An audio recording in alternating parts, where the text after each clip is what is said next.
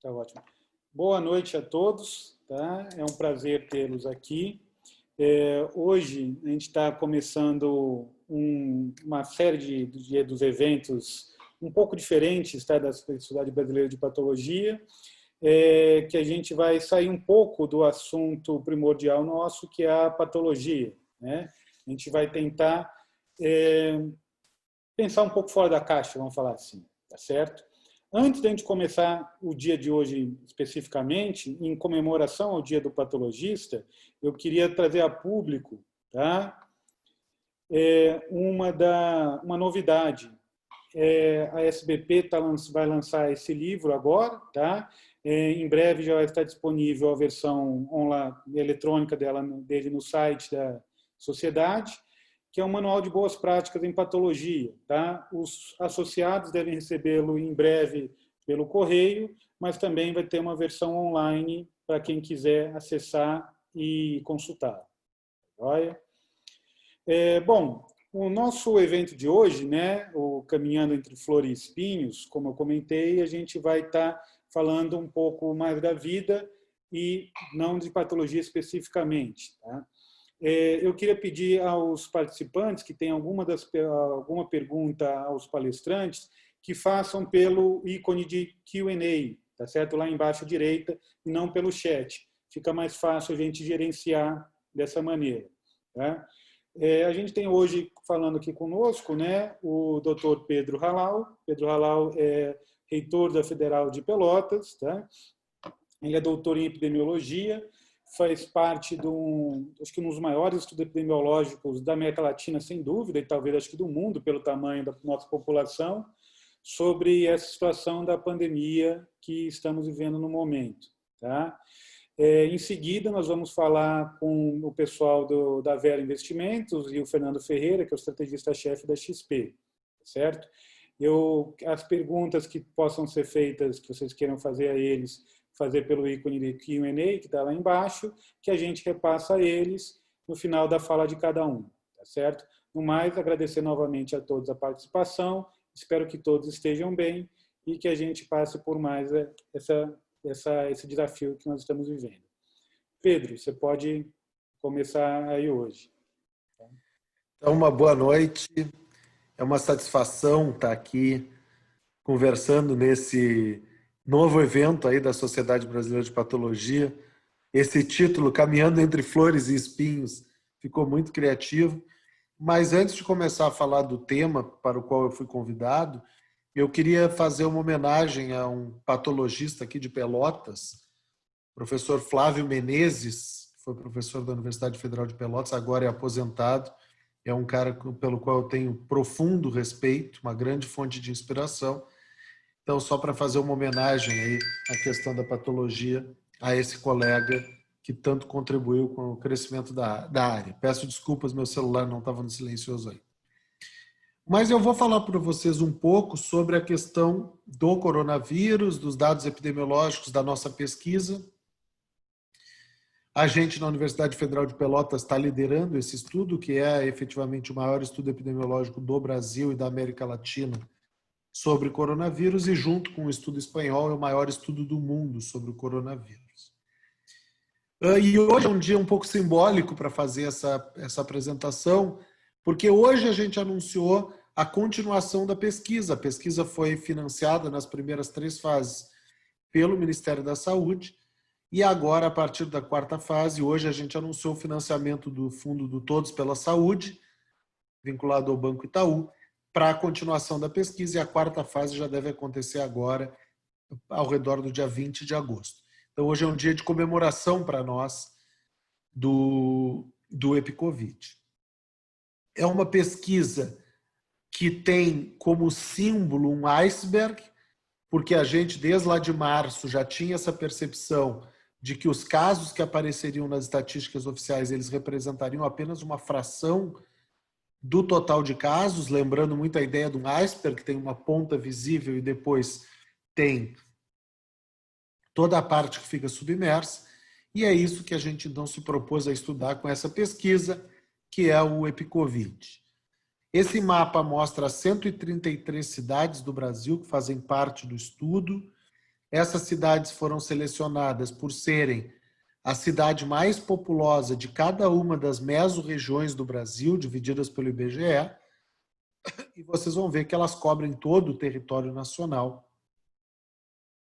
Parece haver um espaço ali no meio do mapa, na região norte, mas aquele espaço todos nós brasileiros sabemos que é em função da floresta amazônica. Ele é, como a gente já disse, o maior estudo epidemiológico do mundo em dois aspectos, em termos de abrangência geográfica e número de pessoas testadas. Em outros aspectos, o estudo espanhol é maior que o nosso. Em cada fase, por exemplo, o estudo espanhol é maior que o nosso. A gente já realizou 3 fases dessa pesquisa, testando e entrevistando aí cerca de 90 mil pessoas, e agora a gente vai continuar com as próximas fases 4, 5 e 6. E as pessoas, isso é importante relatar, as pessoas não participam do estudo porque querem, elas acabam participando por acaso, através de um processo de sorteio. Então, esse não é uma pesquisa com voluntários, as pessoas são sorteadas. Se a gente quiser ter uma ideia da extensão geográfica, de norte a sul ele é do Oiapoque a Pelotas, não chega a ser do Oiapoque ao Chuí, porque o Chuí não entrou na amostra. E ele também vai de Cruzeiro do Sul a João Pessoa, na Paraíba, então para mostrar que ele cobre aí o território natural em qualquer um dos sentidos que a gente queira analisar. A gente usa um teste rápido, esse teste da WONFO, que é um teste que não separa IgG e IgM, ele dá resultado positivo, aquela linhazinha vermelha aqui do teste significa um resultado positivo. Ele tem um percentual baixíssimo de falsos positivos, ou seja, dado que uma pessoa tem D positiva, a probabilidade de que ela realmente tenha a doença é alta. Agora, ele tem um percentual relativamente alto de 15% de falsos negativos. Tá? É um teste de punção digital com resultado que sai em 15 minutos, que é o que a gente precisava para uma pesquisa dessa magnitude. E aí, o que eu vou fazer aqui é apresentar um monte de resultados, porque eu acho que é importante, ao invés da gente só dar opinião, a gente também falar um pouco dos resultados. E aí, no finalzinho da palestra, eu vou conversar um pouco sobre o futuro. Então, a gente tinha por objetivo saber o quanto que tem de coronavírus no Brasil e o quão rápido está se expandindo. Esse é o resultado, ele é autoexplicativo. Então, entre o meio de maio, que foi a primeira fase, e o final de junho, que foi a terceira fase, dobrou o percentual de pessoas infectadas no Brasil. Então, no final de junho, a nossa estimativa era ao redor aí de 4%. Claro que agora faz 1 mês e meio que a gente não vai a campo, então é muito provável que esse percentual agora já esteja bem mais alto. Se eu tivesse que chutar, eu diria que deve estar ao redor aí de uns 6%. Houve um aumento grande ali entre o meio de maio e o começo de junho, de 63%, e depois o aumento foi um pouco menor, continuou subindo, como era de se esperar, mas pelo menos desacelerou um pouco. Quando estávamos nesse primeiro resultado, eu dei aquela entrevista que acabou sendo bastante usada, que se fosse uma corrida de Fórmula 1, nós éramos o carro mais rápido da pista, estávamos acelerando rápido, e se continuasse nesse ritmo, ultrapassaríamos todos os demais países e seríamos o campeão mundial do coronavírus. Da segunda para a terceira fase, felizmente, houve um decréscimo aí dessa aceleração. Depois, uma outra parte aqui, que para o pessoal da Sociedade Brasileira de Patologia, para a área médica como um todo, é muito importante. O nosso estudo ele desafia essa teoria de que a maioria das pessoas não tem sintomas, que é muito conhecido, muita gente fala isso. Na verdade, o nosso estudo mostra que só 10% das pessoas não tem nenhum sintoma. Claro que a maioria das pessoas tem sintomas leves, e eu gostaria de destacar esse sintoma de alteração de olfato e paladar, que é o sintoma que mais apareceu na nossa amostra. São mais de 2.000 pessoas positivas aqui, e a alteração de olfato e paladar foi relatada por mais de 60% delas. Ou seja, é um sintoma que pode predizer com uma boa capacidade a exposição pregressa a esse vírus. Por quê? Porque diferente de outros sintomas que também foram relatados por bastante gente, ele é um sintoma muito mais específico. Dor de cabeça, febre, tosse, dores no corpo, são sintomas de muitas coisas. esse sintoma da alteração de olfato e paladar é um pouco mais específico do coronavírus. A quinta questão é aquela questão mais importante para as pessoas, do público em geral. As pessoas querem saber, tá, mas se eu pegar esse vírus, qual a chance de eu acabar indo a óbito? Então, no geral da população, a nossa estimativa é 1,15%. Claro que tem diferenças marcantes por faixa etária. Então, basicamente, de cada 100 pessoas infectadas pelo coronavírus no Brasil, uma acaba indo a óbito. A gente também estudou diferenças entre as regiões do Brasil. Esse era o título do nosso release para a imprensa, quando acabou a primeira fase da pesquisa. Era que o Brasil tinha diversas epidemias ou diversas curvas epidêmicas. Então, só para vocês terem uma ideia, esses são os resultados das 3 fases. Então, na primeira fase, tinha 6% de infecção no norte e tinha menos de 1% em todas as outras regiões do Brasil. Na segunda fase, tinha 9% no norte, 3% no Nordeste e menos de 1% nas demais regiões do Brasil. E na última fase, 8% no Norte, já aumentando para 5% no Nordeste, e as demais regiões ainda com resultados mais baixos. Infelizmente, a gente sabe que nas últimas semanas, o Sul e o Centro-Oeste tiveram um crescimento importante do número de casos, de forma que quando tivermos a próxima cor nesse gráfico, que vai ser a fase 4, talvez uma cor vermelha para seguir com as cores mais tradicionais. Infelizmente, a gente acha que os resultados do Sul e do Centro-Oeste, as barras vão ser um pouco mais altas. Depois, a gente também explorou as diferenças no percentual de infectados conforme sexo, idade, nível socioeconômico e cor da pele. Nenhuma diferença por sexo, então homens e mulheres têm o mesmo risco de contrair o vírus. Por faixa etária, os resultados muito interessantes. Então, em todos os gráficos, se a gente olhar com cuidado, a gente vai ver que parece ter uma tendência de ali os grupos do meio, que são as pessoas em idade produtiva, dos 20 aos 59 anos, terem um pouquinho mais de risco do que os outros grupos etários, mas a outra coisa que chama atenção é que criança também pega esse vírus na mesma proporção que os outros grupos etários. Então, aquela história de que criança não pega, veio por água abaixo, não só pelo EpiCovid, mas também por outros estudos que mostram, inclusive, que criança transmite também bastante o vírus. Os resultados por nível socioeconômico, infelizmente, não são surpreendentes. A maioria dos estudos que a gente faz em epidemiologia no Brasil encontra resultados parecidos. Então, as pessoas do quintil mais pobre de renda, que é o azul escuro, elas têm o dobro da prevalência de infecção do que as pessoas do quintil mais rico de renda. Então, os 20% mais pobres têm o dobro de chance de ter coronavírus do que os 20% mais ricos, e as explicações são óbvias em termos de aglomeração, condições de moradia, capacidade de fazer distanciamento e todas essas questões que a gente conhece. Em relação à cor da pele, a gente encontrou esse resultado marcante, que os indígenas têm um risco 5 vezes maior do que os brancos de terem coronavírus.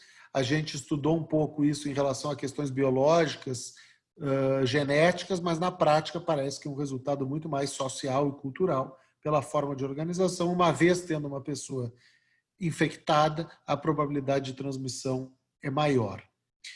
E só destacando que nós estamos falando aqui de populações indígenas que moram nos centros urbanos. Nós não tivemos aqui na nossa amostra, a gente não incluiu populações aldeadas, então, portanto, nós estamos falando aqui de populações indígenas, são 1.200 pessoas aí ao redor das 3 fases que moram em área urbana.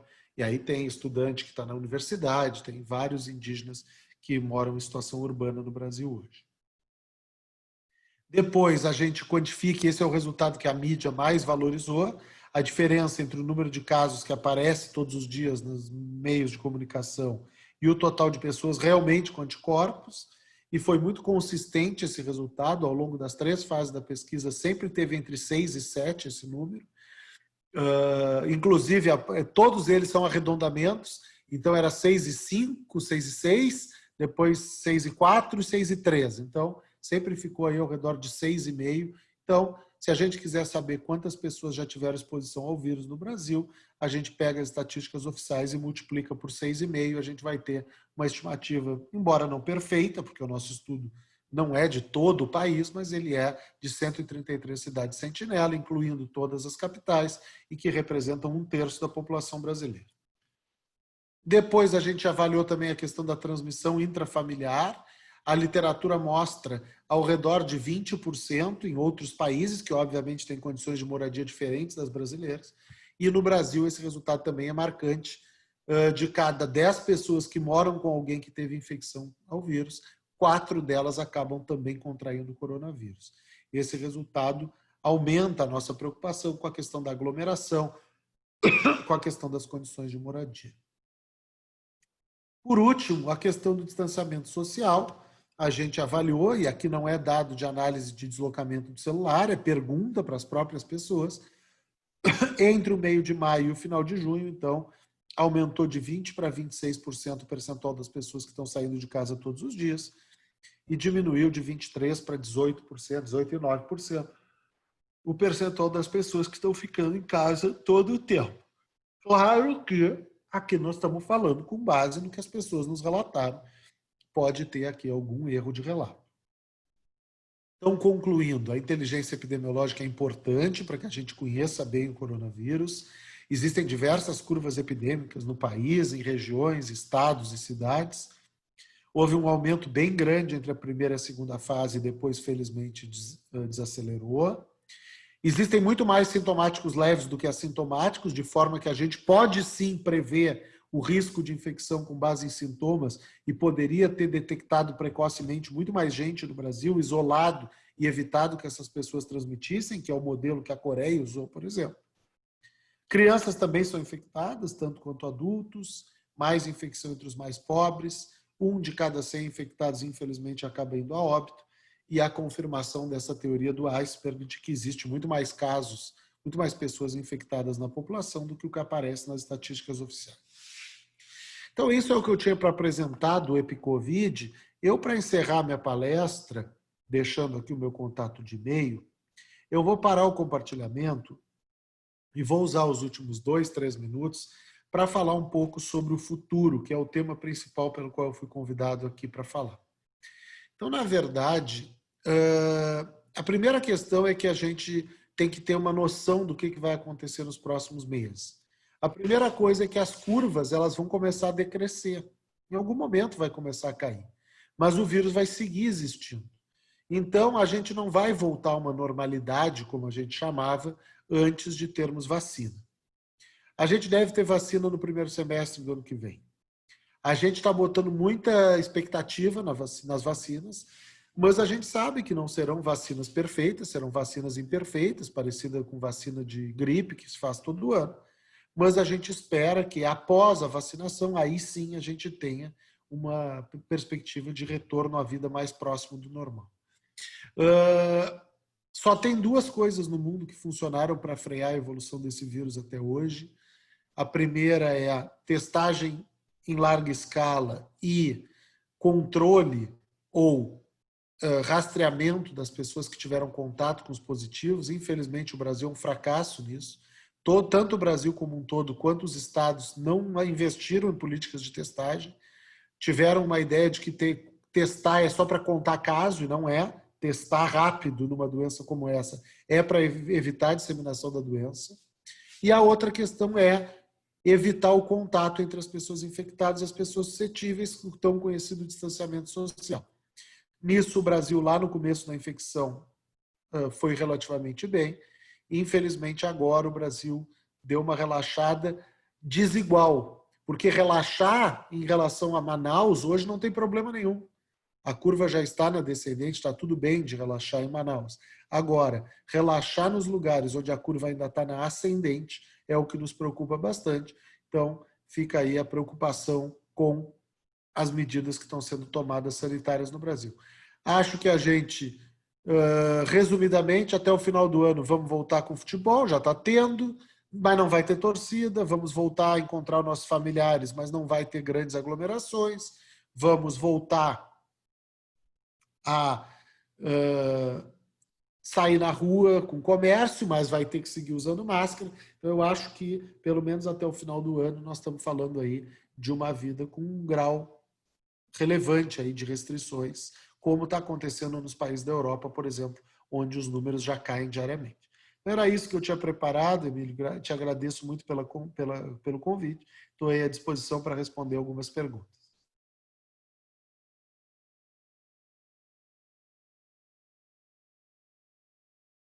Perdão, esqueci de tinha ligar o microfone.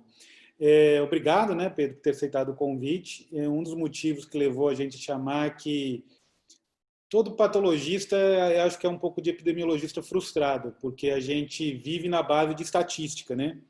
A gente vê estadiamento, enfim, né, incidência. Um pouco do que você falou nos tranquiliza um pouco, nos deixa preocupados em outras instâncias, né? Nada assim, de muita surpresa, infelizmente. Tenho muitas perguntas que o pessoal fazem, né? O Alex de Maringá mandou aqui uma que eu acho que é muito recorrente, que você deve ouvir também bastante. Várias pessoas que tinham compromissos profissionais, inclusive no exterior, foram surpresos e cancelados, né? Vários eventos coletivos foram cancelados no segundo semestre, o próprio congresso nosso nós cancelamos. Enfim, algumas coisas você já falou, que os eventos vão retornar, mas num formato diferente. Mas, assim, é uma pergunta difícil agora. Quando você acha que a gente vai ser aceito, vamos dizer assim, na comunidade internacional de novo, ao ponto de poder viajar sem fazer quarentena? Ou só com a vacina isso deve acontecer? Não, eu acho que vai ser antes. Claro que esse tipo de pergunta, e eu agradeço muito ao Alex pela pergunta, a resposta ela é incerta, eu não tenho como ter uma previsão definitiva. Mas eu acho que não. Eu acho que quando a curva epidemiológica brasileira estiver na descendente como um todo, e a gente, vamos lá, em vez de estar tendo 1.000 mortes por dia, a gente estiver tendo aí 300, 400 mortes por dia, que é o que vai acontecer daqui a um tempo, eu acho que os países vão começar a flexibilizar. Só para me solidarizar com a pergunta, Alex, é interessante, eu estava nos Estados Unidos, eu estava num curso a convite da embaixada do governo americano, a embaixada me convidou para um curso de líderes que eles têm, International Visitor Leadership Program. Eu estava no meio do curso e a gente foi mandado todos para casa, em março, isso. Eu fui no final de fevereiro. Naquela época que eu fui, tinha o vírus na China e um pouquinho chegando na Itália. Não tinha nenhuma pessoa de máscara na minha ida no avião. Eu voltei dia 14 de março, só para ter uma ideia. Assim, 2 semanas depois, o curso foi encerrado no meio, o corona estava bombando nos Estados Unidos. Lá no começo não sabia que estava bombando, porque ninguém fazia teste, porque tinha que pagar para fazer teste. Quando eu voltei, já tinha um monte de gente de máscara no avião. Eu me lembro que eu fiquei com medo de pegar, porque no voo de São Paulo para Porto Alegre, a última perna do voo, tinha uma pessoa do meu lado tossindo desesperadamente, e eu pensei, agora não vou me escapar. Mas acabei que depois fiz teste e deu negativo. Então, eu passei por essa também, mas eu acho, Alex, que tu vai conseguir ir para os Estados Unidos aí, ou para os outros lugares ao redor, se eu tivesse que chutar lá por outubro, novembro.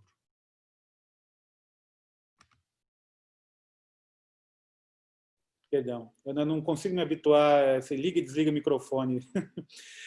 Uma outra pergunta que também fazem bastante em relação agora a um detalhe que você falou. A gente agora, sem fazer valor de juízo nesse momento certo ou errado, né, está nesse momento de relaxamento. Sim. Tem várias atividades sendo retomadas e que a gente quer queira ou não, elas vão acontecer e vai aumentar o contato entre as pessoas, mesmo com cuidado de distanciamento social, com uso de máscara, o contato vai acontecer, né? E uma coisa que você comentou, reforçando algo, acho que foi até você mesmo que eu ouvi falando na CNN uma vez, das crianças serem um vetor. E tem, acho que, 2 grandes problemas nisso, né? Porque a criança, principalmente as mais novas, não conseguem ter a mesma disciplina. A gente vê muito adulto que não tem, que dirá a criança. Então, é uma pergunta também que a gente está num momento de mandinar, né? De quanto você acha que as crianças, nesses dados que você mostrou para a gente, a criança tem o mesmo potencial de transmissão do adulto. Mas nessa nova realidade do adulto já está sido, vamos dizer, domado pelo medo e a criança não, e voltando para a escola agora, né? Como que isso deve ficar? Olha, Emílio, não, na verdade, assim, o nosso estudo ele mostra que criança pega tanto quanto adulto, não que ela transmite tanto quanto adulto, tá? O que acontece é que, em geral, já que os quadros das crianças são menos graves, ela teria um potencial de transmissão menor, é verdade. Mas, já respondendo para a Isabela, o problema é que esse potencial de transmissão menor, baseado na sintomatologia, ele acaba compensado pelo que o Emílio falou muito bem, que é a questão do menos cuidado. Não tem como as crianças pequenas não tocar a mão no nariz e boca, toca colega, bota a mão. Então, assim, eu não tenho dúvida nenhuma que se reabrir escola vai ter um aumento gigante dos casos. Se isso vai se refletir em aumento grande também das internações e mortes através de transmissão para os adultos e idosos que moram nos mesmos domicílios ou familiares dessas crianças, infelizmente a minha visão é um pouco pessimista disso.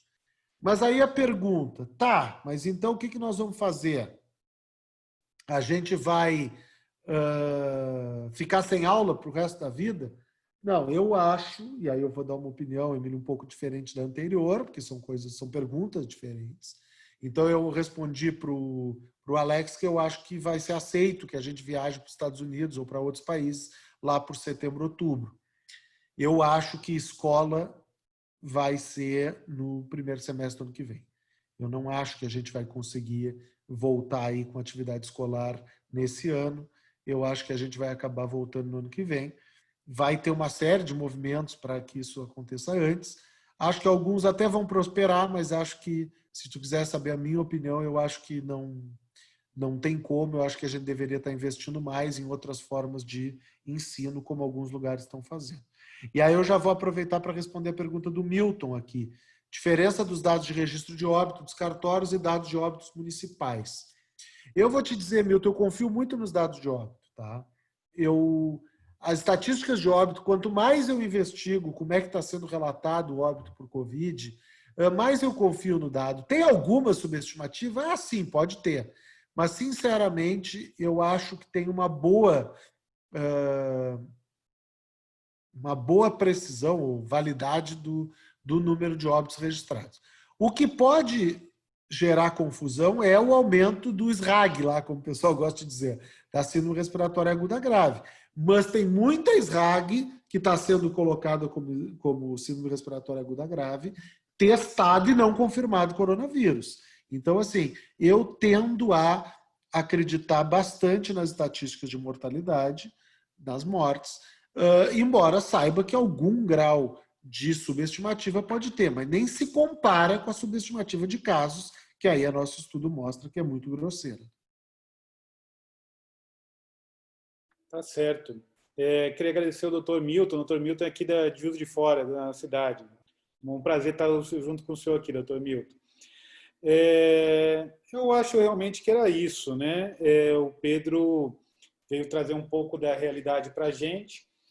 É uma coisa engraçada, né? Assim, não são notícias boas, mas eu acho que a melhor coisa, mesmo diante de um cenário ruim como esse que a gente está vivendo, é conhecimento, né? Porque a pior coisa é a gente não saber o que vai acontecer, porque aí você não tem como se preparar, como agir diante daquilo. Você tendo pelo menos um vislumbre do que pode vir pela frente, facilita de você estar preparado psicologicamente e logisticamente, vamos falar assim.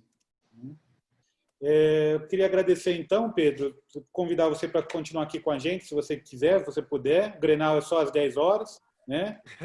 Então eu acho que dá tempo, se quiser, para continuar aí com a gente. Não, Emílio, eu vou continuar mais alguns minutos aqui, vou ouvir a fala do Fernando, e aí só, Fernando, já te peço desculpa, em algum momento eu vou sair, porque eu tenho que atender uma ligação, mas por enquanto, aqui, muito obrigado pelo convite. Tá ótimo. Só tinha uma pergunta para você, Pedro. Posso fazer, Emílio? Lógico. Claro. Por que a curva no Brasil tem demorado tanto a cair? né? Assim, todos os modelos erraram muito isso, né? A gente chegou num platô e não cai a curva, né? Porque o a brasileiro gente não fez a mesma coisa que os outros países, que foi lockdown na hora mais importante da curva. Então, se a gente pegar a curva brasileira, Fernando, vou te admitir uma coisa. Vai ser uma resposta mais pessoal. Eu estou sendo tão atacado por causa dessa pauta do lockdown que eu estou falando menos do que eu devia sobre isso. Mas é por isso. Se tu pegar Madrid, Milão, Nova York, quando bombou, os caras fecharam tudo, virou cidade fantasma. O que acontece quando vira cidade fantasma? Cai, é óbvio. Claro que essa queda é uma queda meio artificial. Por quê? Porque dá risco de que tenha uma segunda onda lá na frente. Só que a segunda onda talvez só chegue quando tem a vacina, aí não tem problema. Então, por isso que o Brasil está errando, e aí, Fernando, o Brasil está errando em termos da economia. O Brasil diz que está pensando na economia e está fazendo errado para a economia. Porque é óbvio que para a economia, se a gente pegar os lugares que está bombando, tipo o Rio Grande do Sul agora, ou todo o Centro-Oeste, vamos pegar todos os lugares onde ainda está bombando. Fecha por 3 semanas, mesmo. Cidade fantasma. Bota essa curva para baixo e depois reabre de verdade, é muito melhor para a economia do que essa sociedade que nós temos hoje, que é uma sociedade que fica meio aberto, mas ninguém vai, ou fica um pouquinho aberto e depois fecha. Então, eu acho, a tua pergunta, ela suscita isso. Será que realmente os empresários brasileiros estão fazendo a leitura correta de defender que reabra tudo agora? Não, eles estão errados. Porque eles perdendo dinheiro com esse modelo que a gente está usando. Se a gente tivesse sido mais rigoroso, a economia brasileira já estaria mais reaquecida, como está a alemã, a italiana, a francesa, que também tiveram óbvias perdas, mas agora estão recuperando mais rápido. Por quê? Porque conseguiram botar a curva para baixo.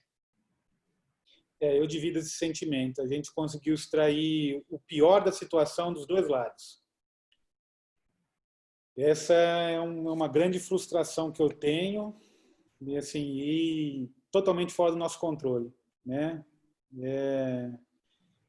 E assim, eu me solidarizo com você. Eu imagino a pressão que você deve estar sentindo, talvez até com uma ameaça física mesmo, a você e familiares por conta disso, pelo grau de exposição que teve na situação. Eu assim queria agradecer publicamente, porque eu acho que pessoas na posição que você estava, e outras pessoas, até um meia-culpa, eu deveria ter falado mais sobre isso, da importância que a gente tinha de agir quando a gente tinha de ter agido, enfim.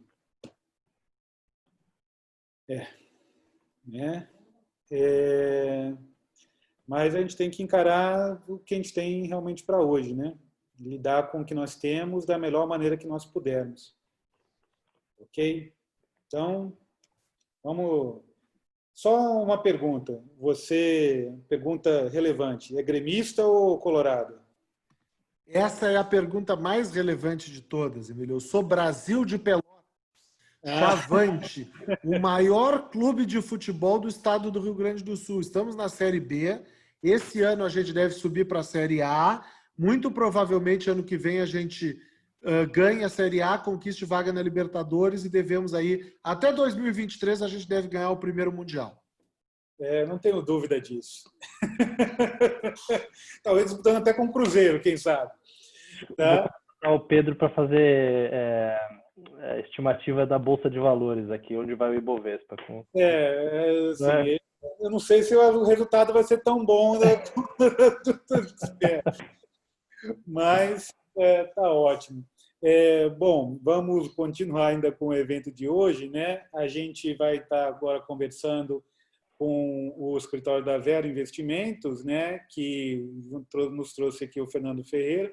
Fernando Ferreira, aliás, acho que melhor do que eu falar, vou passar a palavra para o Eduardo Akira, que é da Vero Investimentos lá de São Paulo, que ele pode apresentar o Fernando com mais propriedade do que eu e melhor. Akira, pode falar um minutinho aqui conosco? Claro. Primeiro, obrigado, Emílio, pelo convite. Obrigado, Pedro, aí pela apresentação.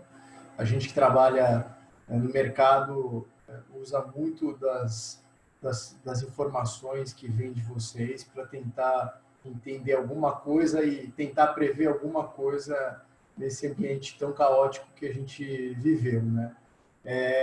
Primeiro, queria parabenizar todos os patologistas, né, pelo seu dia e começar dizendo que a Vera Investimentos é um escritório de assessoria de investimentos, né? Nosso trabalho, enfim, é com base nas estratégias definidas pelo Fernando, tentar alocar os recursos dos nossos clientes da melhor maneira. Bom, a gente trouxe o Fernando Ferreira, a melhor pessoa para poder falar para vocês hoje, né, fazer essa conexão aí, enfim, do Covid com a economia. Fernando Ferreira é o estrategista-chefe da XP, tem mais de 16 anos de experiência no mercado, foi analista de ações do Bank of America, do Merrill Lynch, e foi considerado um dos melhores analistas de ações do mundo, tá? Então, queria deixar a palavra com ele e agradecer também ao Fernando pela disponibilidade para estar aqui com a gente hoje. Obrigado você, Kira, Emílio, pelo convite, Pedro, pela excelente apresentação, aprendi bastante. Na verdade, é uma honra aí para todo mundo saber. O Akira, ele já foi considerado várias vezes o melhor assessor do Brasil, tá? Tá sempre ali entre os melhores assessores, tem mais de 7.000 assessores no Brasil. Então, assim, a competição que eu tive lá na competição de analistas é muito menor do que a competição para ser considerado o melhor assessor do Brasil, tá? Então, obrigado. Mas vamos lá. Acho que, assim, uma pergunta muito comum, né, que as pessoas fazem hoje é por que os preços de ativos recuperaram tão rápido, né, enquanto a gente ainda vive a crise da saúde, enquanto a gente ainda vive a crise econômica, enquanto a parte política no Brasil ainda também não resolveu 100%. Melhorou, mas ainda não resolveu, né? Então, o que a gente chamou aqui na XP das 3 crises, né? Só que mesmo assim a Bolsa já voltou acima de 100 mil pontos, as bolsas lá fora recuperaram bastante, né? O mercado está em outro nível em relação a março, já subimos mais de 50%, né, desde março. E é uma pergunta muito comum e pertinente, né, do porquê que a gente está vendo essa recuperação de preços tão grande no mercado. Acho que tem alguns fatores, né? Eu acho que o fator primeiro que eu acho que vale ressaltar é que as curvas são diferentes. E a gente está falando de 3 curvas aqui, né? Uma é a curva do vírus, né? Que, como o Pedro falou, a gente ainda não passou do pior e pode ser que a gente fique um bom tempo ainda com uma curva alta, né? Porque a gente reabriu muito cedo. Acho que a gente fechou muito cedo, né? A gente fechou mais cedo do que outros países e aí isso acabou gerando um estresse que a gente teve que reabrir no pior momento possível, né? Na maioria dos lugares. A gente está reabrindo no pico, antes de chegar no pico. Então, essa curva do vírus, ela é importante, né? E o mercado olha muito de perto, sem dúvida. Mas aí você tem a curva da economia e a curva dos mercados, né? São coisas diferentes. Então, a curva da economia, né, a gente está vendo no mundo o pior choque, né, econômico dos últimos 100 anos. Então, durante março, abril, você teve mais de 1/3 da população mundial em quarentena. Né? Então, bilhões de pessoas em casa.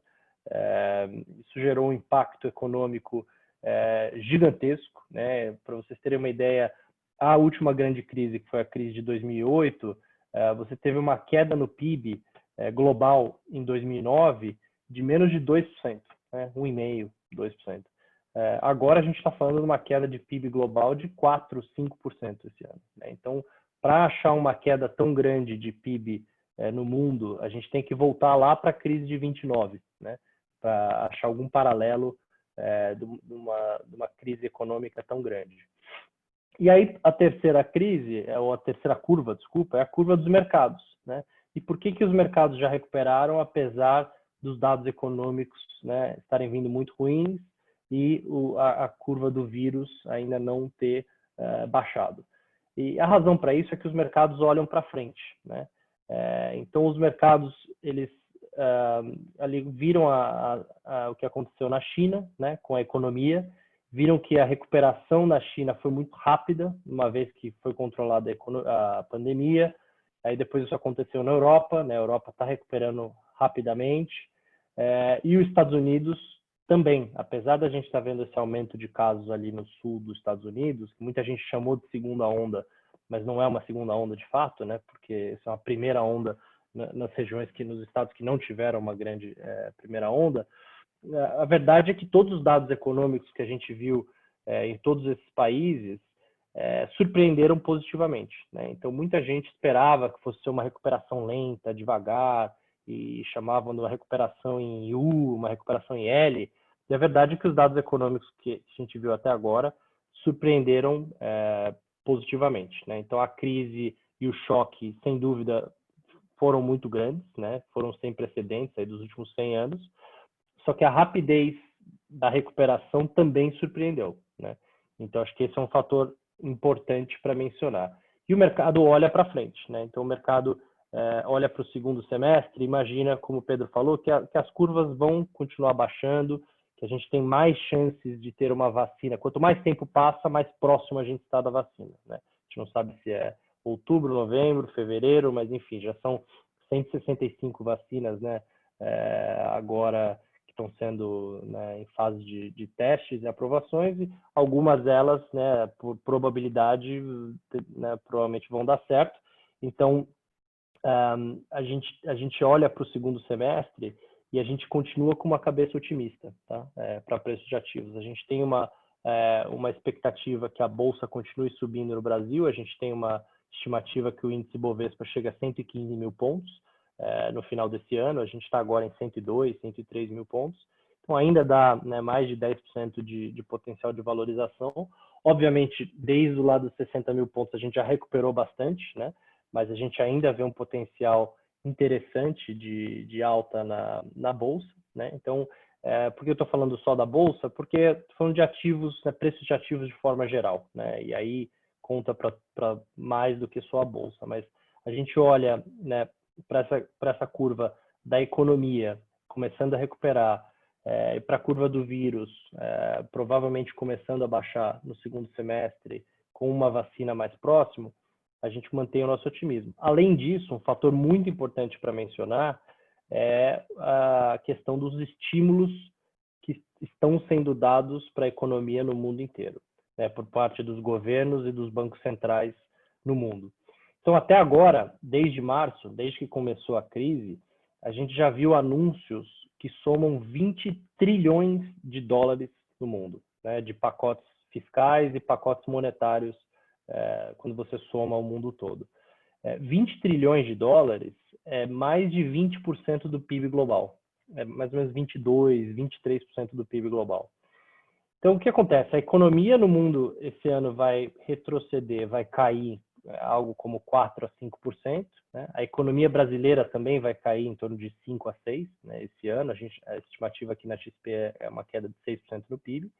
Só que você está colocando de dinheiro novo na economia mais de 20% do PIB global. Né? Obviamente, as economias desenvolvidas estão colocando mais dinheiro, né? Então, Estados Unidos, a gente está falando de mais de 15% do PIB, Europa também, Japão também, mas entre as economias emergentes, o Brasil é um dos que mais está gastando, né, para sair dessa pandemia. A gente vai ter um déficit fiscal esse ano acima de 12% do PIB. Né?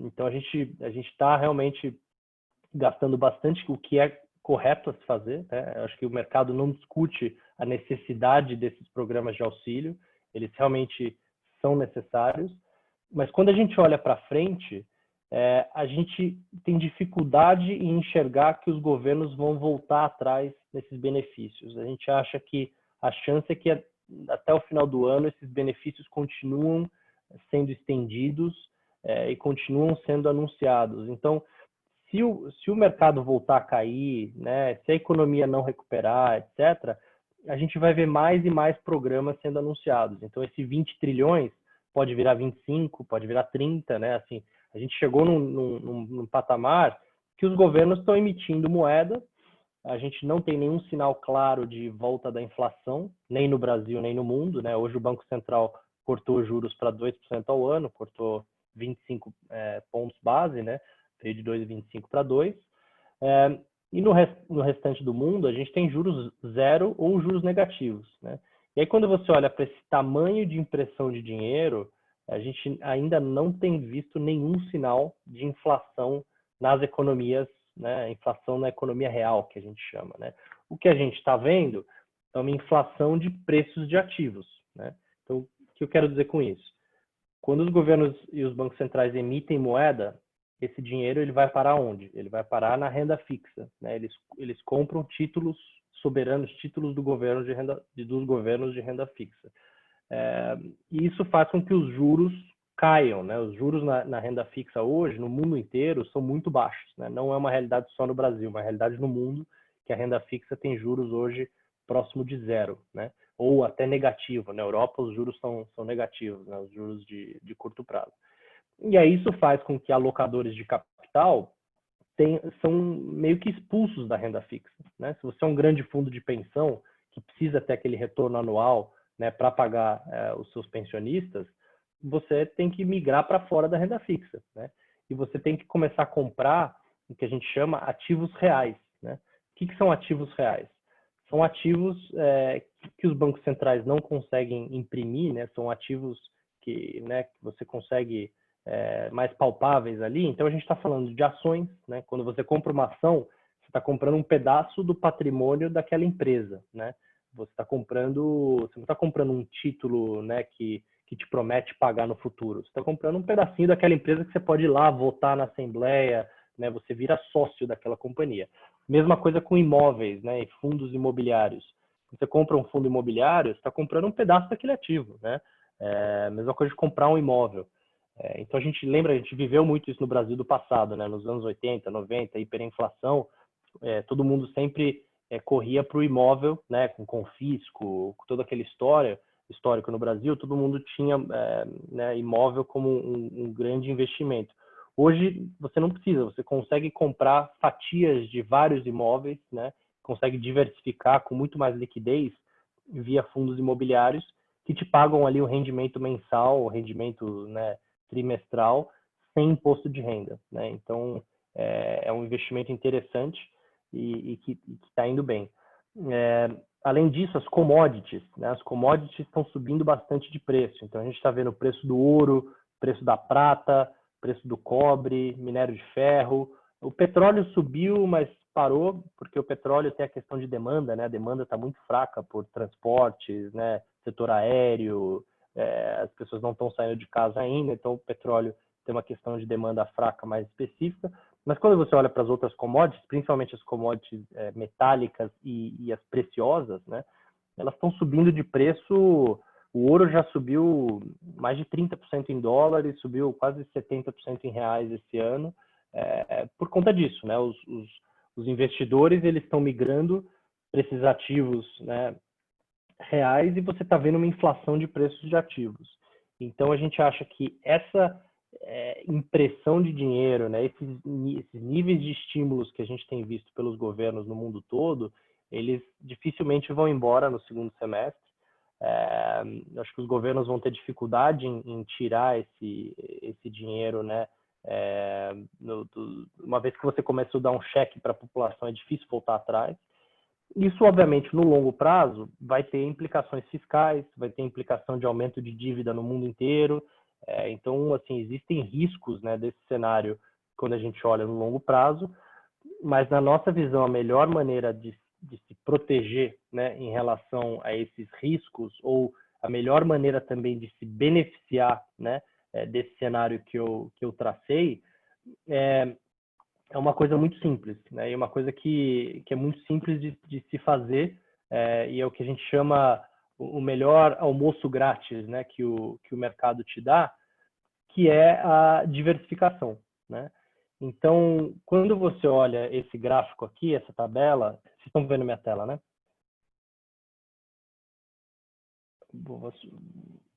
Estão vendo? Bom, vamos lá.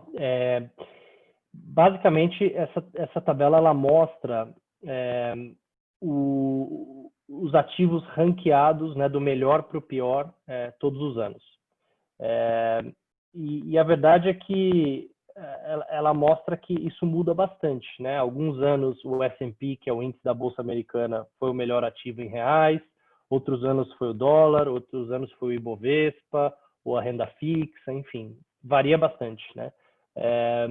Mas o ponto aqui é que você ter uma carteira diversificada de investimentos, você consegue ter um portfólio que no longo prazo vai muito bem, né? Independente do cenário, né? Se a gente está falando de cenário Brasil positivo, cenário de Brasil negativo, etc., ter uma carteira diversificada, ela hoje em dia é essencial, né?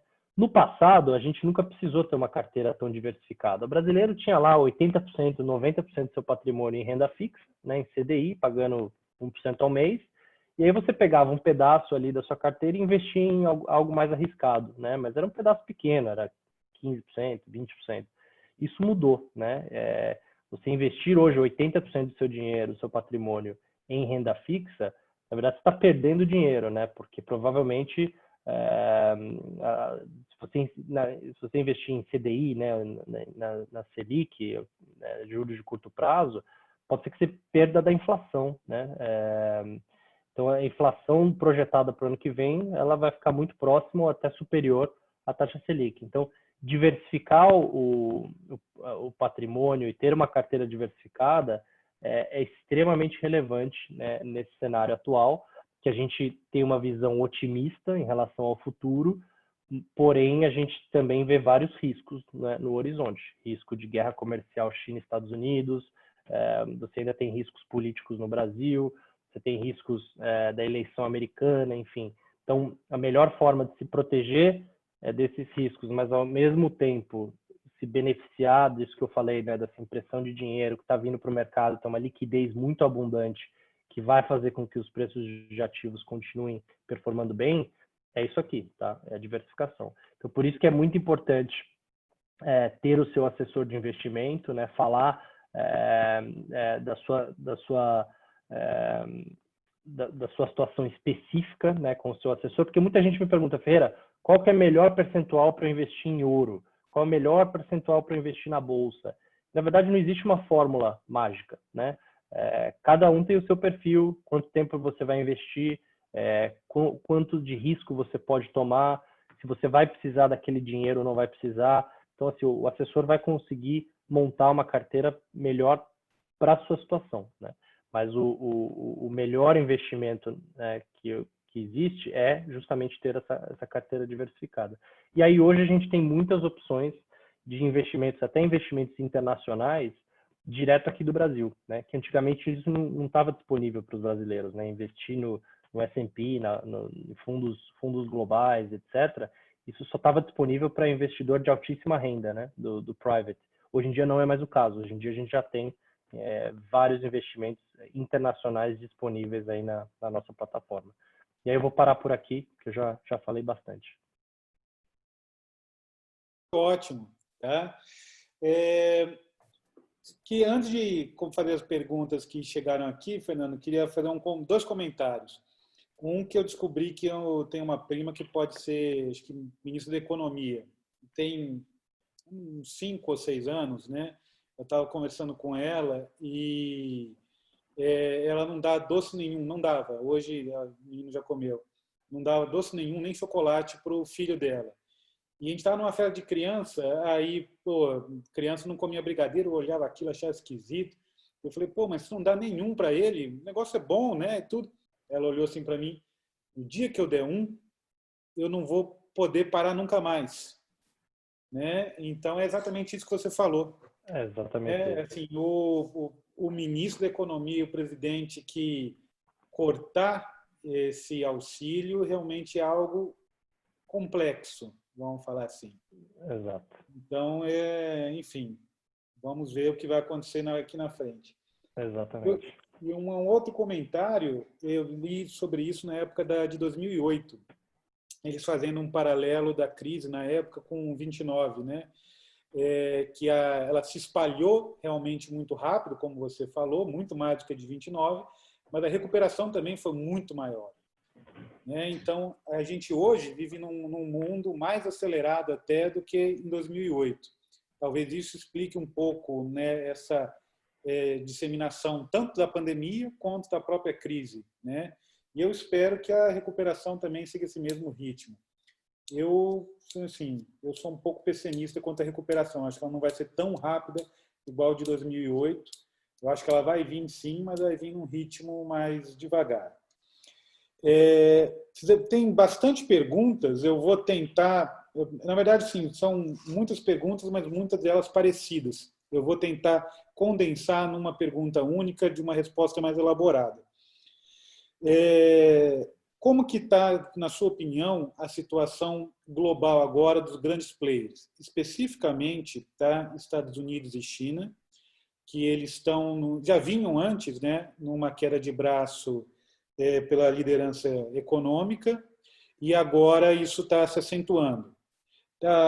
Muita gente está usando a pandemia como uma desculpa ou não, mas o fato é que a briga existia por N motivos e agora se agravou. E um pouco pegando também nisso, a China também é uma das grandes responsáveis pelo crescimento do valor do metal, né? Ela é uma das maiores compradoras mundiais desse ativo. E agora, com esse reaquecimento da economia, está crescendo a demanda dela lá. Enfim, vamos começar por essas. Eu acho que dá para a gente já começar a conversar, daí a gente vai seguindo para as demais, senão fica muito misturado o assunto. Tá bom, vamos lá, Emílio. Acho que a questão da Guerra Fria aí, né, Estados Unidos e China, que até é mais do que uma guerra comercial hoje em dia, né? Você tem uma guerra tecnológica até entre os dois países por uma hegemonia tecnológica, né? Uma hegemonia que vai muito além da questão comercial, e a gente não vai ver nenhum retrocesso dessas tensões. Pelo contrário, elas vão continuar se expandindo, porque na próxima década a China vai virar a maior economia do mundo, é fato, né? Isso vai acontecer e os Estados Unidos sabem disso, e sabem disso, e por isso que a gente está vendo essa elevação das tensões. Isso tem implicações geopolíticas para o mundo inteiro, né? A China transformar a maior economia na maior economia do mundo. Então, assim, essas tensões não vão embora, né? A gente vai continuar vendo, né, independente de quem ganhar a eleição, se é Trump ou Biden, mesmo os democratas vão ter que tomar uma postura mais agressiva em relação à China, porque a China tem dado claros sinais de que eles estão, né, com um programa no mundo todo, né, de aumentar a sua influência em relação a várias questões, né, de compras de ativos, de empresa, de investimento fora da China, da questão tecnológica também. Então, a gente não vai ver nenhum arrefecimento dessas questões. Agora, o que o Tony Blair falou para a gente na Expert, que eu achei muito interessante, ele falou, olha, é muito diferente a situação atual do que a Guerra Fria entre Estados Unidos e União Soviética, porque lá atrás os dois países não dependiam muito um do outro, né? Eram países muito separados e não tinham tantos termos de troca, não tinham tanta importação e exportação. Hoje a China e os Estados Unidos dependem muito um do outro, né? Os Estados Unidos e a China têm termos de troca de mais de 500 bilhões de dólares por ano entre importação e exportação. A maior parte da reserva dos Estados Unidos, da China, está investido em ativos, em títulos americanos, né? Então, os dois países, por mais que eles se enfrentem, eles sempre vão ter que chegar em algum tipo de acordo, né? Por mais que tenha uma tensão ali envolvida, um acordo sempre vai ter que existir. Então, acho que isso é importante de ter em mente, né? Porque eles não vão para uma guerra de fato, não faz sentido nenhum. E mesmo elevar a Guerra Fria, né? Mesmo que não tenha uma bomba envolvida, é algo que também não faz tanto sentido, tá? Então, acho que o ponto que eu queria trazer é isso. A gente vai se acostumar com essas tensões, mas que não necessariamente vão ter grandes impactos negativos para o resto do mundo, né? A não ser que gere, né, uma guerra de tarifas, que subam tarifas para o mundo inteiro, enfim, mas não parece ser o caso. Acho que eles sempre vão ter que chegar num acordo. E aí, para o Brasil, a gente está numa situação meio neutra, né? A gente é próximo dos Estados Unidos e quer continuar próximo dos Estados Unidos, só que a gente tem um maior parceiro comercial nosso, a China. Então, o Brasil pode se beneficiar, e acho que já está se beneficiando dessa posição, porque a China já está vindo importar as commodities agrícolas aqui do Brasil mais do que dos Estados Unidos. Então, os dois maiores exportadores agrícolas no mundo é o Brasil e os Estados Unidos. Só que a gente está vendo que as exportações agrícolas do Brasil de soja, de milho e de proteínas continuam batendo recorde, porque a China está vindo mais para cá para comprar os produtos brasileiros. E também no médio prazo, o Brasil pode se beneficiar do fato de que muitas multinacionais não querem mais ficar tão dependentes dos Estados Unidos como eles eram no passado. Então, no passado, até agora, né, muita multinacional dependia quase toda a sua produção e sua cadeia de suprimentos na China. Só que a China parou em janeiro e fevereiro, né? Os portos fecharam na China. Então, muita empresa ficou assustada e falou, bom, a gente não pode depender tanto de um país só, vamos começar a investir em polos de produção em diferentes países emergentes. Então, a gente já está vendo esse benefício no Sudoeste Asiático, né? Por exemplo, a economia do Vietnã está indo muito bem por conta disso, né? Eles estão recebendo muito investimento. E o Brasil pode sim se beneficiar, né? A gente tem um câmbio hoje muito mais atrativo, né, para investimento internacional. A gente está fazendo uma reforma tributária que, se a gente simplificar as regras, ajuda bastante. Então, assim, quanto mais fácil a gente deixa fazer negócios no Brasil, criar uma empresa, etc., mais a gente vai conseguir atrair esse investimento de longo prazo, né? Que é um investimento muito melhor do que aquele investimento que vinha para investir na renda fixa e ir embora, né? Aquele investimento especulativo que vinha aqui comprar título de renda fixa que pagavam 14% ao ano, né? Esse dinheiro já foi embora.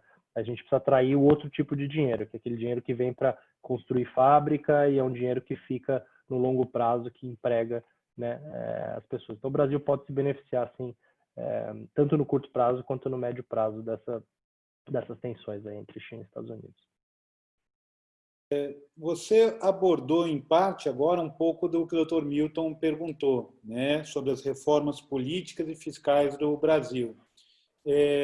Eu acho que é consenso, não acredito que ninguém discuta a necessidade de se mudar o nosso contexto, vou chamar assim, tributário e fiscal, né?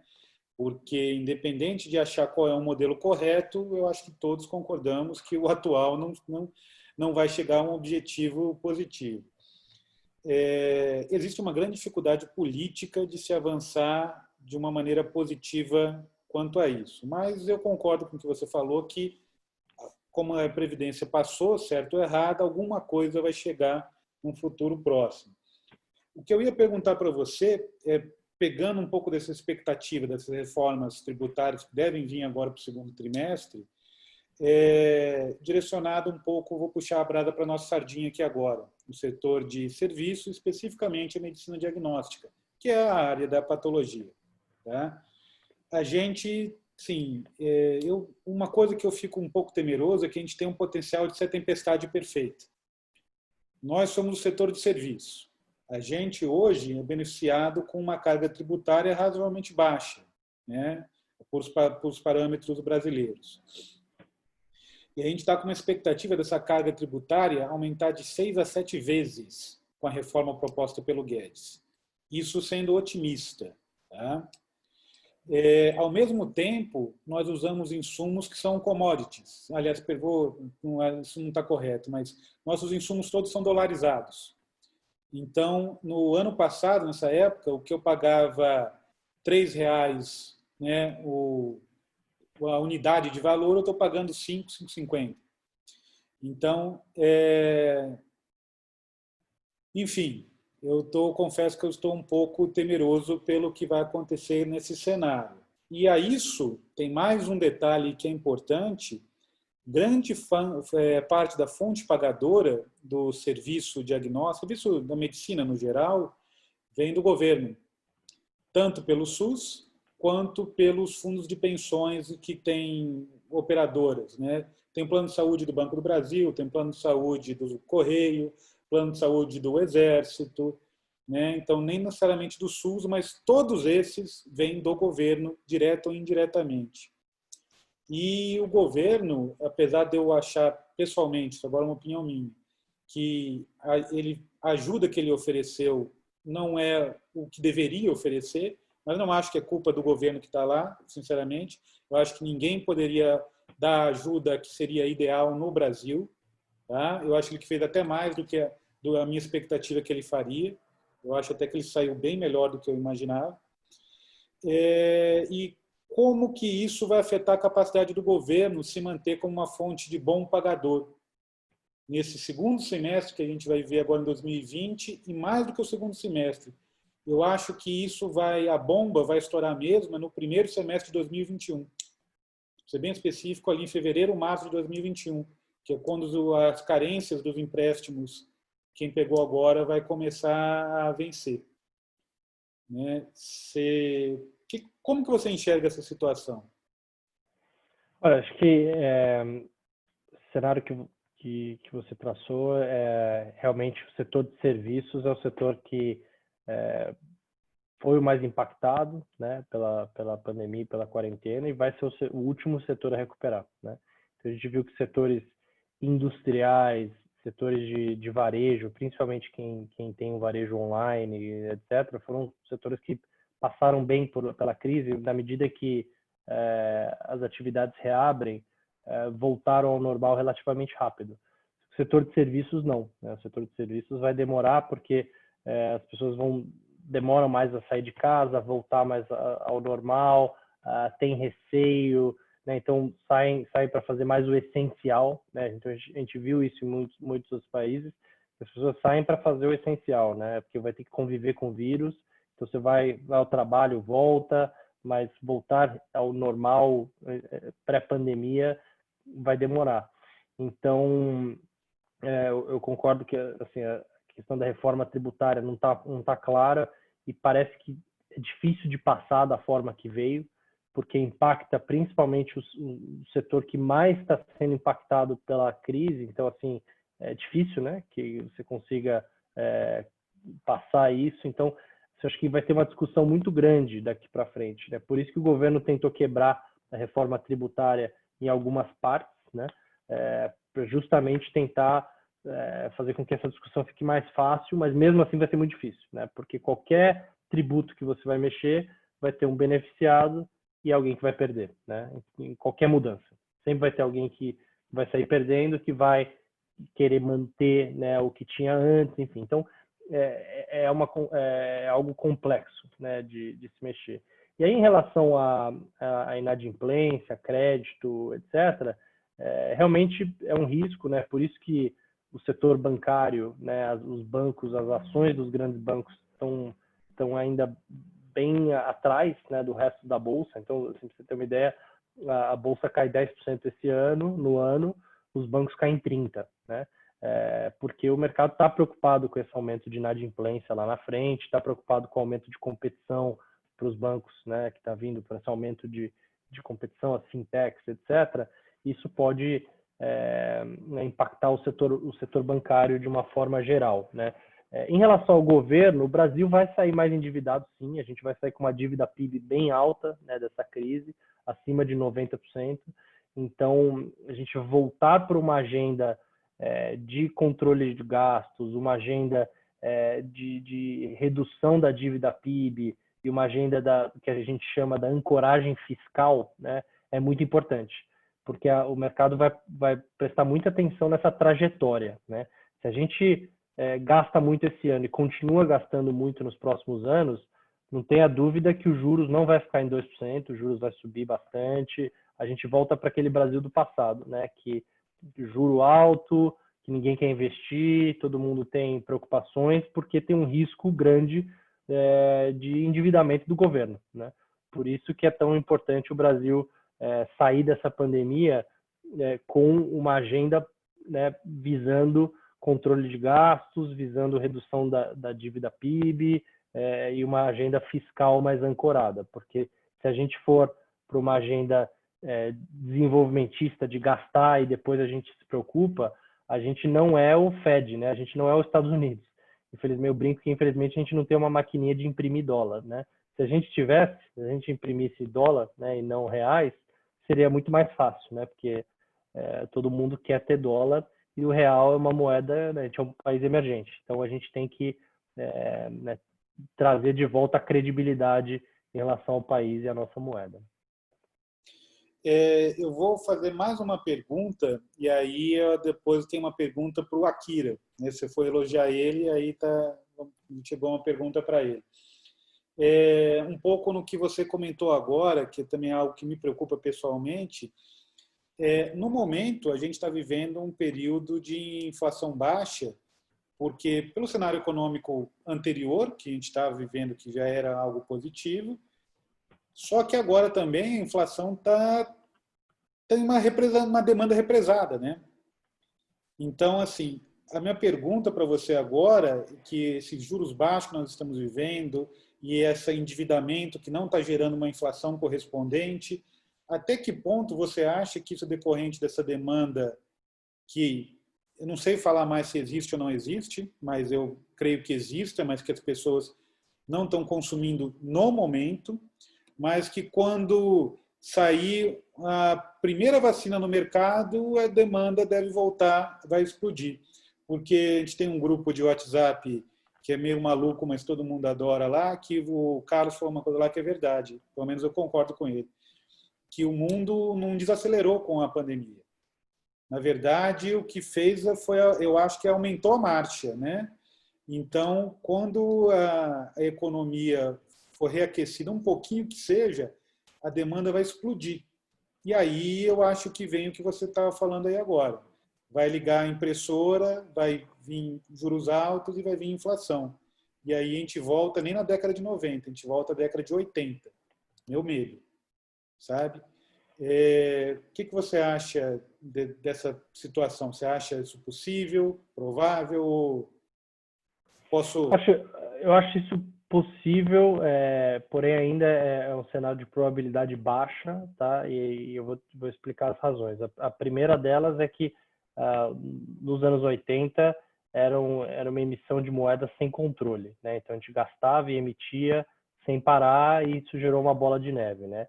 O que a gente está falando hoje é de algo mais pontual durante o ano de 2020 para ajudar as empresas e os consumidores a saírem dessa crise enorme, né? Então, é algo mais pontual e não recorrente. Por isso que o mercado olha muito bom. Se a gente transformar todos esses programas em recorrentes, aí acho que tem um risco muito maior. Então, né, acho que tem essa questão da trajetória fiscal que é muito relevante, mais até do que está só acontecendo em 2020, tá? Então, acho que esse é um ponto importante dizer. Tem uma outra coisa que hoje a gente vive num mundo que é muito difícil subir preço, né? A tecnologia é deflacionária, né? Hoje em dia o empresário tem dificuldades em conseguir subir preço como no passado, conseguir repassar aumento de custo, porque hoje é muito fácil, né, comparar preços e toda essa revolução tecnológica ela acaba por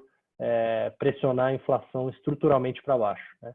Então, eu tenho dificuldade em enxergar a gente voltar para uma hiperinflação do que tinha no passado, porque a gente vive num mundo hoje conectado e digital, né, que você consegue comprar da China. Se o produto aqui está caro, você entra no site lá chinês e importa de lá, né? Então, é algo muito mais fácil do que era no passado. Tá ótimo. Ok. Queria agradecer a sua participação, Fernando. Tá? Muito obrigado por ter nos ajudado aqui hoje. E vou dirigir a pergunta aí que foi feita para o Akira. Eu não sei se você pode ficar mais um minutinho com a gente, tem algum outro compromisso? Se você precisar sair, não há problema. Tá? Tá bom. Eu posso. Tá? Fernando tinha um compromisso às 9h15, acho que fica à vontade. Tá na hora aqui então já. Tá? Akira, deixa eu te passar a pergunta para você do Eduardo. É uma pergunta, acho, importante e oportuna, né? A gente está nesse cenário de juros baixos, Europa com juros negativos, como, né, boa parte da Ásia, e enfim, que tem pelo menos a tentativa de jogar o dinheiro para o mercado de ativo físico, né? Que produz em vez do mercado especulativo. O Eduardo está perguntando, nesse cenário, qual o curso que você acha mais prudente? Fundo imobiliário ou comprar realmente ações de empresas mais direcionadas? Se você tem fórmula mágica não existe, né? Mas tem que ver cada perfil, cada situação. Mas, enfim, qual curso você acha que no atual cenário de Selic seria mais interessante? Emílio, eu acho que você bem disse aí, né? Não tem uma fórmula mágica. O Fernando falou a mesma coisa anteriormente. A gente sempre tem que ter bastante cuidado com o perfil do investidor, né? Porque ainda que se saiba atualmente que os investidores vão ter que correr para as classes de ativos com mais volatilidade e também, consequentemente, mais retorno, a gente tem que respeitar a aceitação de risco de cada um. E a aceitação de risco tem muito a ver com o perfil psicológico também, né? Porque o quanto você está disposto e o quanto você aguenta ver a variação da rentabilidade da sua carteira no dia a dia, né? Então, não é simplesmente, agora eu preciso ganhar mais dinheiro e ficar todo dia sem conseguir dormir, né? Porque a variação é grande quando você vai para ações ou até fundos imobiliários, né? Que são fundos negociados em bolsa e tem as cotas que tem bastante volatilidade. Então, a gente tem que respeitar isso. Eu acho que, assim, o que a gente vê hoje, né? Agora, depois do corte do Copom, da taxa de juros para 2%, né? Da Selic, a gente vai ver um CDI de aproximadamente 1,9%. Né? 1,9%, se a gente comprar aquele CDB de banco a 100% do CDI, a gente está vendo um retorno de menos 0,8% ao ano de juro real. Né? Então, se a gente pegar 1,9%, tirar 15% de imposto de renda e tirar a meta da inflação, que é 2,4%, isso vai dar para a gente 0,8% ao ano de perda de poder de compra.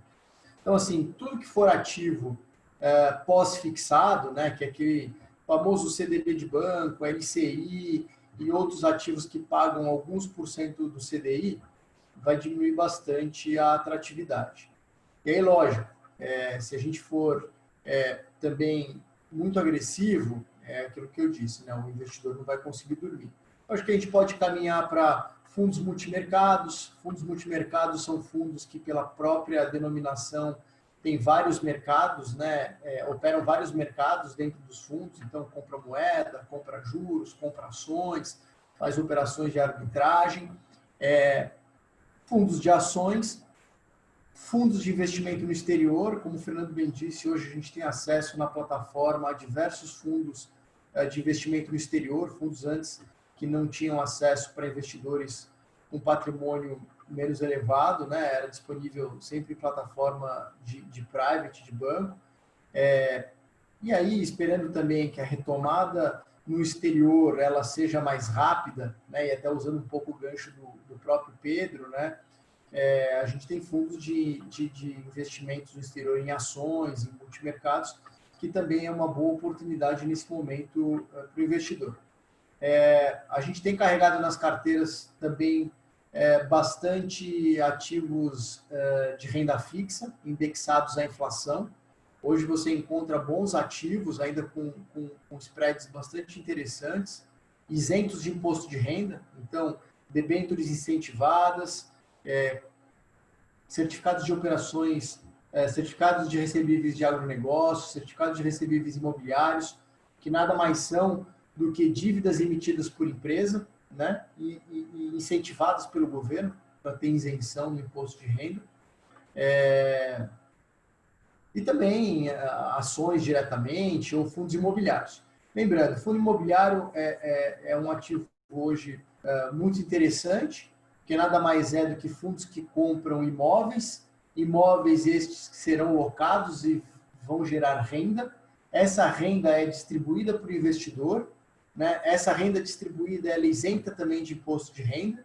No entanto, como são fundos negociados em bolsa, eles têm diversos indicadores que fazem com que eles tenham variação grande na cota, né? Então, um fundo pode ter um imóvel que fica vago, né? Se o imóvel fica vago, esse fundo pode perder valor. Você tem diversos tipos de fundos, né, em segmentos, então de laje corporativa, de shopping, de loja de shopping, de agência de banco, fundos de galpões industriais, galpões logísticos. a gente sempre também tem que analisar o segmento para ver qual que é o fundo que a gente vai entrar, né? Os fundos de shopping foram super impactados, né? Alguns fundos de shopping pararam de pagar rendimento para o investidor, né? Fundo de agência bancária já foi bom, agora banco, né? Agência de banco está fechando, ainda mais agora, né? A gente vai ver que com essa não é forçação, né? Mas todo mundo teve que se acostumar ao atendimento virtual, a usar o aplicativo, a usar o internet banking, principalmente os mais velhos que sempre foram acostumados a ir até o banco, conversar com o gerente, de repente se viram numa situação de ter que lidar diretamente nesse ambiente virtual. E o banco percebeu também que vai ser uma boa, porque vai poder economizar um grande custo, que é ter uma agência bancária, né, no local, enfim, com todo o capex investido e etc. Então, assim, tem esse cuidado também para fundo imobiliário, mas quando a gente vê os rendimentos que eles distribuem na média ao ano, ainda são bastante interessantes face à nova taxa de juros. Perdão, eu não consigo me habituar com esse negócio de webinar, de EAD, eu sempre esqueço o microfone. Você tocou num assunto que é interessante de a gente parar para pensar realmente. Por exemplo, um fundo de imóvel de investimento de shopping, né? Vou ser bem honesto, acho que se ele só conseguir parar de pagar o investimento, o rendimento, ele está no lucro ainda. Porque a gente não sabe o que vai acontecer com eles nessa situação, né? Essa é a importância, né, Emílio, de você analisar também o segmento, né? Não é só a classe de ativo, né? Então, com certeza. O imobiliário é interessante, mas putz, a gente tem que olhar dentro do fundo imobiliário quais são os ativos que estão dentro do fundo, né? Quais são os tipos de contrato que esses fundos têm junto com os locatários, né? Se são contratos atípicos, se não são, qual que é o prazo de vencimento. Eu queria fazer para você mesmo aqui, aproveitando a sua expertise de analista, uma pergunta sobre o nosso setor e uma outra sobre investimento internacional que vocês comentaram. Tá? A parte de serviço, especificamente a nossa área, medicina diagnóstica, é muito tímida ainda na Bolsa. Tem alguns players, né? A gente tem o Fleury, tem o DASA, que tem o Pardini, né? Também agora já na Bolsa, mas só realmente grupos muito grandes, com uma representação muito grande na fatia de medicina diagnóstica. Você acha que, não digo num curto prazo, mas de médio prazo a longo prazo, vai ter uma migração de novos serviços de medicina diagnóstica entrando nesse tipo de investimento, abrindo mercado? É uma pergunta que eu sei que é difícil, é meio vislumbrar o futuro, né? Mas porque é uma maneira de captar dinheiro, né? E é uma maneira e o mercado está ávido por isso. Com os juros da maneira que estão, ele está buscando uma alternativa. E a nossa área, mesmo sofrendo um revés que está sofrendo grande, é uma área que é perene, né? Não tem muito para onde correr, todo mundo cresce, adoece e morre. Então, vai precisar sempre do serviço. O que você acha disso? Emílio, o mercado financeiro ele precisa desse amadurecimento, né? E o amadurecimento ele vem dos dois lados, né? Você precisa de ter o tomador de um lado, né?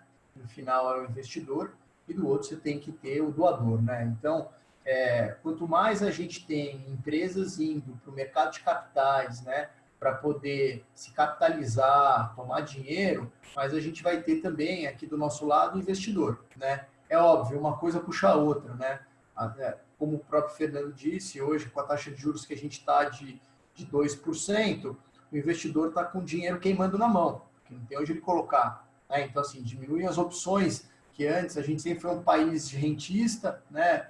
Todo mundo sempre investiu na poupança e nunca fez muito esforço para ganhar dinheiro. E aí tem esse amadurecimento agora que precisa acontecer. Nesse amadurecimento a gente vai ter mais dinheiro migrando para a Bolsa, né? E a gente viu o tanto de dinheiro que migrou para a Bolsa.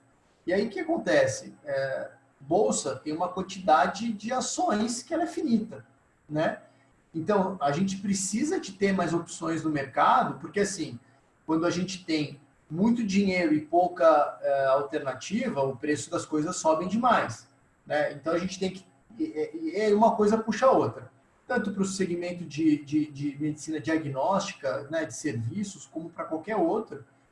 Eu acho que é um bom mercado para se buscar dinheiro e também para se dar mais governança para as próprias empresas, né? Porque uma vez que você decide abrir capital, você vai ter que ter uma governança muito grande dentro da empresa. E isso amadurece o mercado como um todo, né? Não, eu concordo 100% com o que você falou. Eu queria uma pergunta, ficar advogado do diabo agora, pegando um gancho mesmo no que você falou. É perfeito o que você disse, que o pessoal tem a ideia da bolsa, o mercado sendo inesgotável, mas não é. Tem uma quantidade X de papel lá que está definido, é constante. Ela só fica trocando de mão, né? E com essa possibilidade agora de investir em mercados externos, ampliada, inclusive para investidor de pequeno, inclusive hoje, né? Não corre um risco grande do dinheiro desse investidor ele sair daqui, ele ser aplicado no mercado, na Bolsa de Nova York ou na Alemanha, ele busca opções que vão dar um rendimento às vezes menor, mas mais seguro, né? E o dinheiro ele continua indo para fora, porque ele está indo para fora agora não na maneira de especulação, né? O cara vem, especula aqui e levou ele embora. Mas eu acho que até em alguns termos até pior, porque o dinheiro daqui está indo render especulação fora. Enfim, eu não sei. Eu acho que tem algum mecanismo regulatório disso ou não também? Não, não tem. Acho que não tem mecanismo regulatório. Hoje, se eu quiser investir 100% dos meus recursos num fundo de investimento no exterior, eu posso, qualquer um pode, né? Você pode investir onde você quiser, óbvio que dentro da regulação, né, que é permitido. Você, inclusive, se quiser mandar todos os seus recursos para o exterior, declará-los e investir lá, você também pode. Eu acho que investimento tem a ver com análise de assimetria também, né? Se a gente está pensando em investir lá fora, é sempre aquela análise de risco-retorno, né? E aí é o que a gente busca em qualquer tipo de ativo, né? Ou lá ou aqui. Minha opinião é que tem mercado para tudo, né? A gente tem hoje, como o próprio Fernando disse, né, um excesso de injeção de liquidez nos mercados, que vai sobrar dinheiro para todo mundo, né? Se lá começa a estressar, o investidor também externo de lá começa a buscar também outros lugares para investir. Então, é um dinheiro saindo, o outro entrando. Então, acho que tem oportunidade em todo lugar. Eu não acho que isso pode acontecer, não é um problema. Bom, que bom. Você foi o único que hoje me acalmou. Tá vendo? Mas ok. Bom, eu acho que a gente está com um adiantado da hora aqui, a conversa foi boa, brincadeiras à parte, né? A gente é sempre bom, eu acho, a gente saber um pouco mais do que está acontecendo, trocar ideias com pessoas que têm uma outra visão do que a nossa, né? Porque a gente consegue enxergar novas possibilidades através disso mesmo, tá? Eu queria agradecer novamente a todos os convidados, né? Ao Dr. Pedro, que ele já saiu, ao Fernando, ao Akira, que está aqui até agora com a gente, e a todos os participantes, né? Eu queria que mais pessoas fizessem perguntas, porque eu gosto mais dessa troca, dessa interação. Mas foi bom, mesmo assim eu gostei bastante. Agradecer a todos, né? E esperar que isso passe, que a vacina, seja ela da China, da Rússia, de Oxford, venha logo e que a gente consiga ter mais conversas como essa, de repente, uma aglomeração agora, né? Tá certo? Eu acho que a gente pode encerrar o evento de hoje e até a próxima oportunidade para a gente estar junto. Muito obrigado a todos. Obrigado, Emílio. Um abraço. Obrigado de novo pelo convite.